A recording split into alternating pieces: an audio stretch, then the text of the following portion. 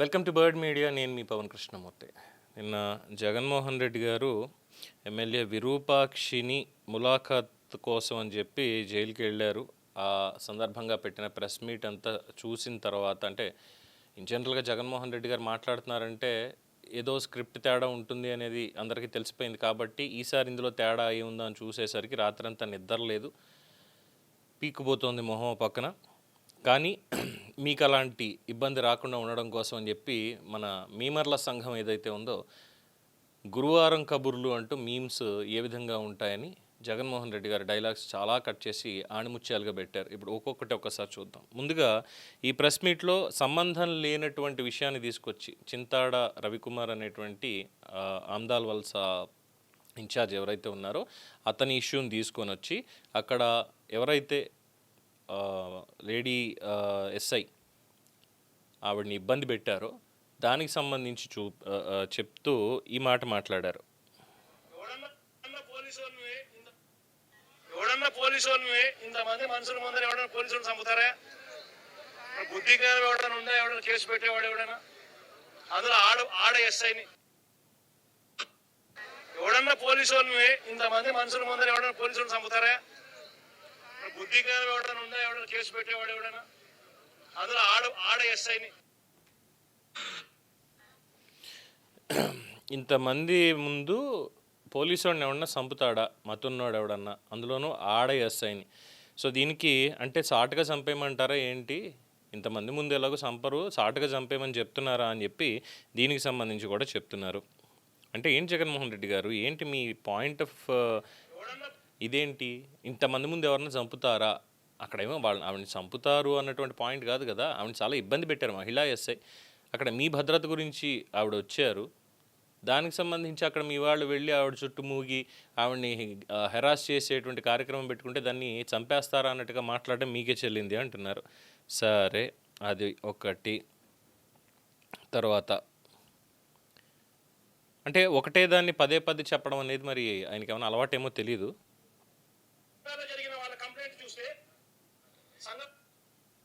ఎలా ఉందో తెలుసా? ఆ కంప్లైంట్ చూస్తే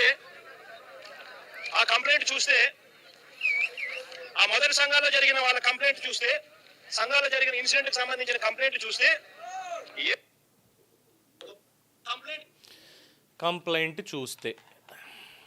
కంప్లైంట్ అందరూ చూస్తారండి. అందులో ఏముంది అనే దానికి కంప్లైంట్లో ఇది ఉంది అని చెప్పాలి. కంప్లైంట్ చూస్తే అక్కడ జరిగిన సంగతిలో కంప్లైంట్ చూస్తే, ఆ సంఘాల్లో జరిగినప్పుడు పెట్టినటువంటి దాంట్లో కంప్లైంట్ చూస్తే, ఎందుకు సార్ కంప్లైంట్ చుట్టూ అంత కసి? కంప్లైంట్ అంటే ఎందుకు అంత కసి ఎందుకు? తర్వాత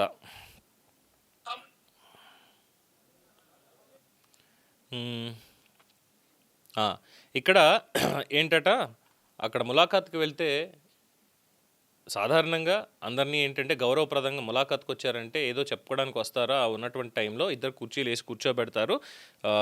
కుర్చీలు వేసి కూర్చోబెట్టకుండా వీళ్ళు చేసినటువంటి పని ఏంటంటే నన్ను అక్కడి నుంచి ఫోటోలు తీశారు. విందాం.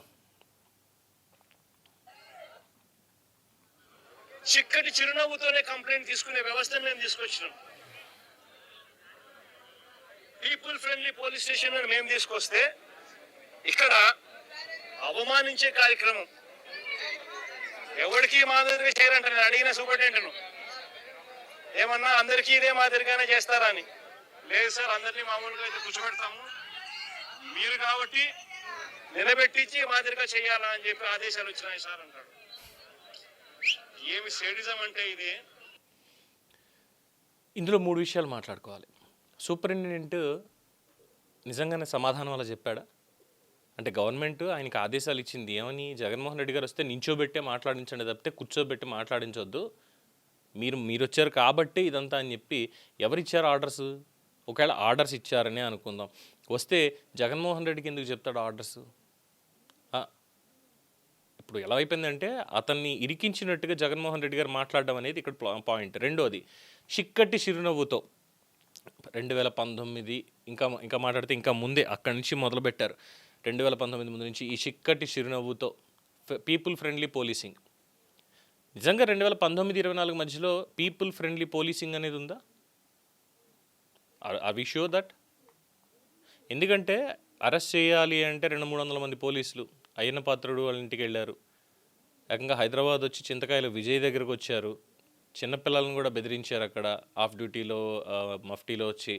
ఇక రఘురామకృష్ణరాజు గారిని అయితే ఏ విధంగా అరెస్ట్ చేశారు అనేది అందరికీ తెలిసిందే. అండ్ చీరాల్లో కిరణ్ కుమార్, తర్వాత డాక్టర్ సుధాకర్ గారిని పోలీసులు ఏ విధంగా తీసుకెళ్లారు అనేది, అలాగే నలంద కిషోర్ గంటా శ్రీనివాసరావు గారి అనుచరుడు, ఆయన ఏ విధంగా తీసుకొచ్చారు, అలాగే మన అచ్చెన్నాయుడు గారిని ఆయన్ని ఏ విధంగా అరెస్ట్ చేశారు. ఆయనకేమో ఆపరేషన్ అయ్యి బెడ్ మీద ఉంటే హాస్పిటల్ నుంచి అరెస్ట్ చేసి తీసుకెళ్లారు. ఇది ఫ్రెండ్లీ పోలీసింగ్ అంటారా? ఫ్రెండ్లీ పోలీసింగ్ అంటారా? దాన్ని తీసుకొచ్చారా? అలాగా ఫ్రెండ్లీ పోలీసింగ్ అన్నట్టుగా తీసుకొచ్చారా? కాదంబరి జత్వాని, సరే ఆ కేసులో ఉన్నటువంటి వివరాలు ఏంటి అనేది అందరికీ తెలిసినటువంటిదే. తన్ని అసలు ఎఫ్ఐఆర్ కూడా నమోదు చేయకుండా అరెస్ట్ చేసి తీసుకొచ్చినటువంటి క్రమంలో మరి దాన్ని ఏమంటారు? ఫ్రెండ్లీ పోలీసింగ్ అంటారా అది? ఇంకెలా చెప్పుకుంటూ వెళ్తే ఎన్నో ఉన్నాయి. మరి అది ఫ్రెండ్లీ పోలీసింగా? చాలా అధ్వాన్నమైనటువంటి పోలీసింగ్గా తయారైన ఆంధ్రప్రదేశ్ రాష్ట్రంలో అని చెప్పి అంతెందుకండి, జస్టిస్ రాకేష్ కుమార్ గారు అన్నారు కదా ఖాకిస్టోక్రసీ అని. కోర్టు ఎన్నోసార్లు చెప్పింది కదా, వాట్ ఈస్ దిస్ ఖాకిస్టోక్రసీ అని. వాటిని ఏమనాలి? ఇది జగన్మోహన్ రెడ్డి గారు తీసుకొచ్చారనమాట ఫ్రెండ్లీ పోలీసింగ్. ఇది ఒకటి. తర్వాత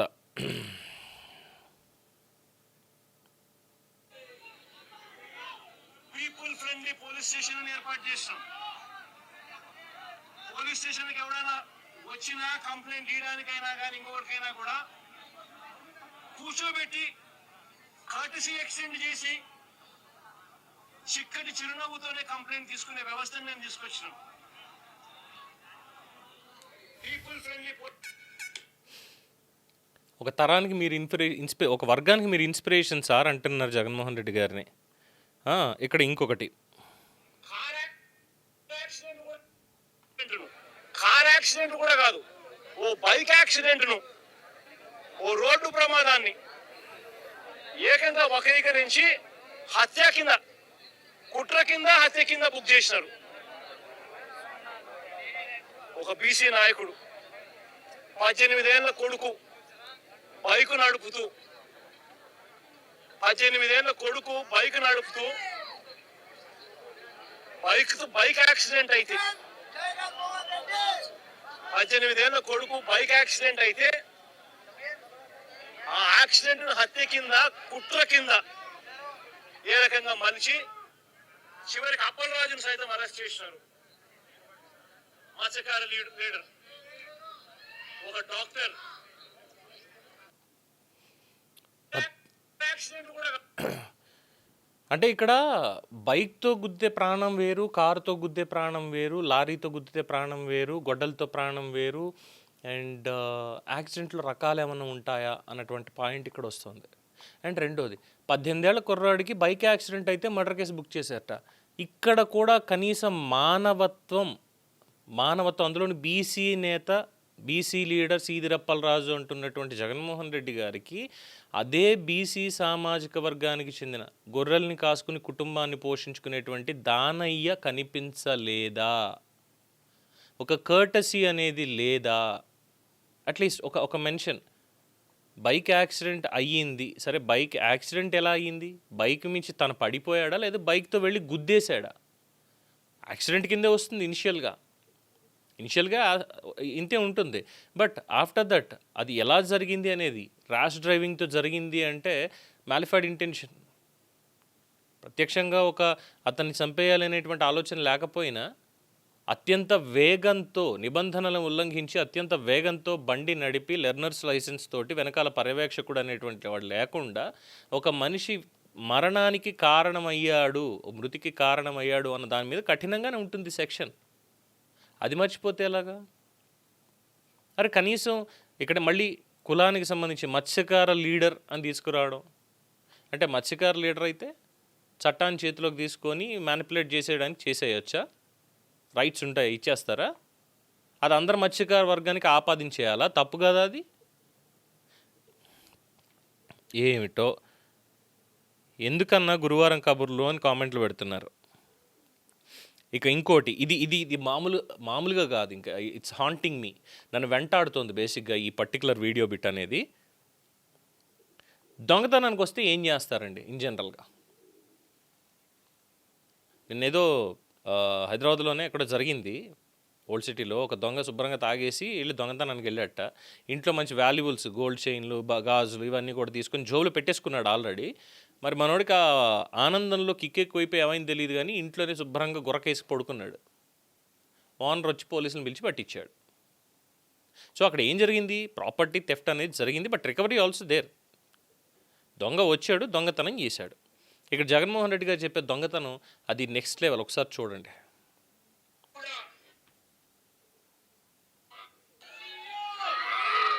సీసీ కెమెరాలన్నీ కూడా ఎవరైనా దొంగతనానికి వస్తే సీసీ కెమెరాలు ఇంట్లో ఉంటే ఆ సీసీ కెమెరాలను ధ్వంసం చేస్తారు, తీసుకొని పోతారు.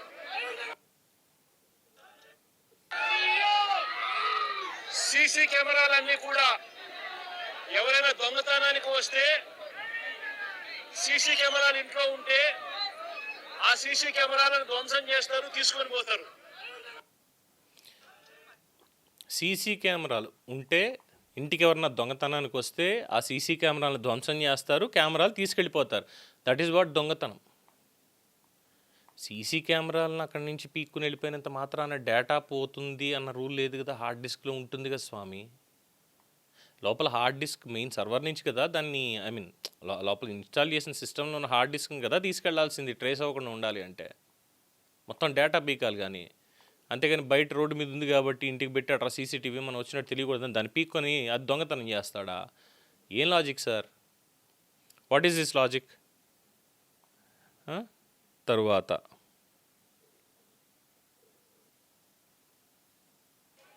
ఇదే జైల్లోకి నేను పోయా.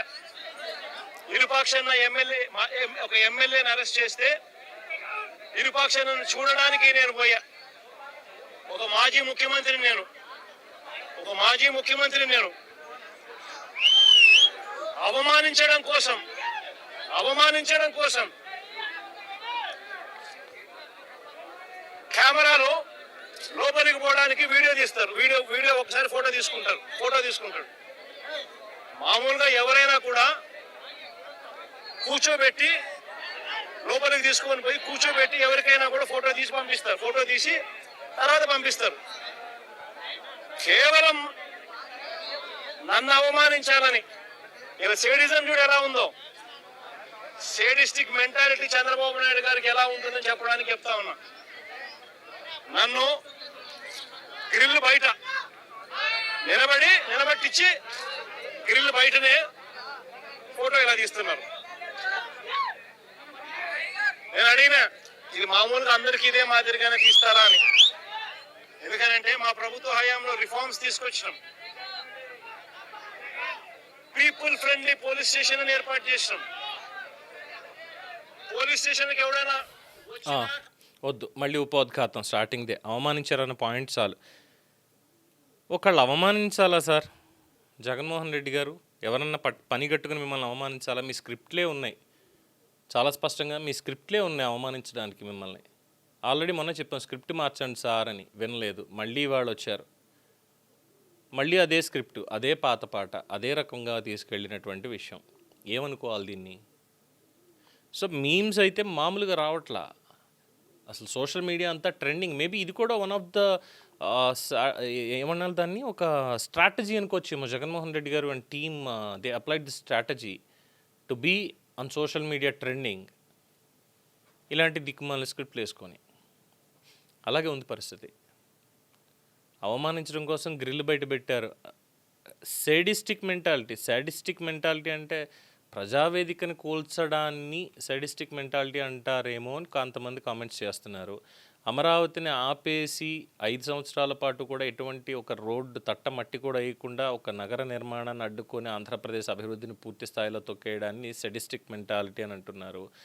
ఏ ఆధారాలు లేకపోయినా సరే 53 రోజుల పాటు చంద్రబాబు నాయుడు గారిని జైల్లో పెట్టడాన్ని, పవన్ కళ్యాణ్ని ఇష్టం వచ్చినట్టు మాట్లాడడాన్ని, వాళ్ళ వ్యక్తిగత జీవితాన్ని కూడా తీసుకొచ్చి మాట్లాడడాన్ని, వీటన్నిటిని కూడా సాడిస్టిక్ మెంటాలిటీ అంటున్నారు. మరి ఒక ప్రొసీజర్లో భాగంగా ఏదైతే పోలీసులు అక్కడ ఫోటోలు తీసామని అన్నారో దాన్ని సెడిస్టిక్ మెంటాలిటీ అని చెప్పి ఎలా అంటారు? కర్నూలు జిల్లా జైలు సూపరింటెండెంట్ ఆల్రెడీ చాలా స్పష్టంగా చెప్పారు. ములాఖాత్ సమయంలో ఎలాంటి అమర్యాదకరమైనటువంటి వాతావరణం నెలకొల్లేదు, మాజీ సీఎం హోదాకి భంగం కలిగించేలా ఏ అధికారి కానీ సిబ్బంది కానీ ప్రవర్తించలేదు అంటూ వేణుగోపాల్ రెడ్డి గారే ఇక్కడ స్పష్టం చేశారు. నిబంధనల ప్రకారం ములాఖాత్కి వచ్చే ప్రతి ఒక్కరి ఫోటో తీసుకోవడం తప్పనిసరి. జైల్లో ఉన్న ఎమ్మెల్యే విరూపాక్షతో పాటు ఆయన తమ్ముడు శ్రీరాములను కలిసేందుకు జగన్ కోరారు. ఈ ప్రిజెన్స్ సాఫ్ట్వేర్ నియమాల ప్రకారం ఎంతమంది ముద్దాయిలను కలవాల్సి వస్తే అంతమందికి ప్రత్యేకంగా ఫోటో తీసుకోవాల్సి ఉన్నందున మాజీ సీఎంను 2 సార్లు ఫోటో తీశాము. Procedural, people friendly. మరి దాన్ని కూడా ఇలా అంటే ఏమనుకోవాలి? కాస్త చూడండి సార్, కాస్త చూడండి. ఎందుకంటే నేను చెప్పను, మీకు తెలిసి ఏం చెప్పాలి అనేది మీ కామెంట్స్లో మీరే చెప్పండి. ఏం చెప్పాలి ఆయనకి? చూస్తూనే ఉండండి ది బర్డ్ మీడియా. ఈ వీడియో మీకు నచ్చినట్లయితే లైక్ చేయండి, షేర్ చేయండి, సబ్స్క్రైబ్ చేయండి. మరిన్ని అప్డేట్ల కోసం మా వాట్సాప్ ఛానల్ను ఫాలో చేయండి.